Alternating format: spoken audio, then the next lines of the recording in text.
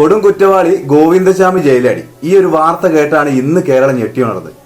ഈ ഒരു വാർത്ത 10 ആള് അറിയുന്നതിന് മുന്നേ ആ പ്രതിനെ പിടിച്ചും ചെയ്തു.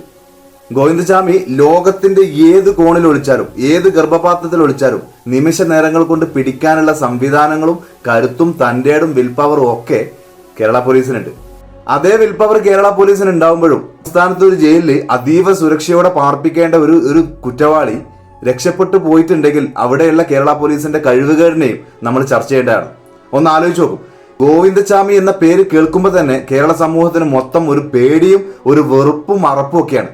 ഇത്രയും ക്രൂരനായിട്ടുള്ള ഒരു കുറ്റവാളി ജയിലിന്റെ സെല്ലിന്റെ കമ്പി വളച്ചും പൊട്ടിച്ചും ഒക്കെ ഡ്രസ്സെല്ലാം കൂട്ടിക്കെട്ടി കണ്ണൂർ സെൻട്രൽ ജയിലിന്റെ അത്രയും ഹൈറ്റ് ഉള്ള ഒരു മതിലിന്റെ മേലേക്ക് എറിഞ്ഞ് അതിൽ പിടിച്ചു കയറി രക്ഷപ്പെടണം എന്നുണ്ടെങ്കിൽ ജയിലിന്റെ അകത്തും ജയിലിന്റെ പുറത്തും കാര്യമായിട്ടുള്ളൊരു സപ്പോർട്ട് ഇല്ലാതെ എങ്ങനെ കഴിയാം? നമ്മൾ ആലോചിക്കണം. ഗോവിന്ദചാമി എന്ന് പറഞ്ഞത് ഒരു കൈ മാത്രമേ ഉള്ളൂ, ഒരു കൈപ്പത്തി മാത്രമുള്ള പ്രതി ഒരു പിന്തുണയില്ലാതെ ഒരു പുറത്തുനിന്നുള്ള ഒരു സപ്പോർട്ട് ഇല്ലാതെ എങ്ങനെ രക്ഷപ്പെടും? ഒന്ന് ആലോചിച്ച് നോക്കാം.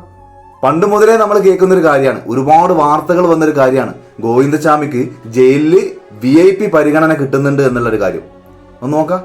എങ്ങനെയാണ് രാജ്യത്തിന്റെ ഒരു ജയിലിൽ ഇത്രയും പോലീസ് സംവിധാനങ്ങളും ഇത്രയും സെക്യൂരിറ്റി സംവിധാനങ്ങളും ഒക്കെ ഉണ്ടാവുമ്പോൾ അതിനെല്ലാം മറികടന്നിട്ട് ഒരു പ്രതി, ഒരു വികലാംഗനായിട്ടുള്ള പ്രതി ജയിലിൽ ആടുക? ഒന്ന് ആലോചിക്കേണ്ട കാര്യം തന്നെയാണത്. അത് പിടിക്കാൻ കാണിച്ച ആ ഒരു തന്റേടവും ആ ഒരു പവറും എന്തേ രക്ഷപ്പെടാതിരിക്കാൻ കാണിക്കാത്തത്? വല്ലാത്ത ജാതി ഏതായാലും.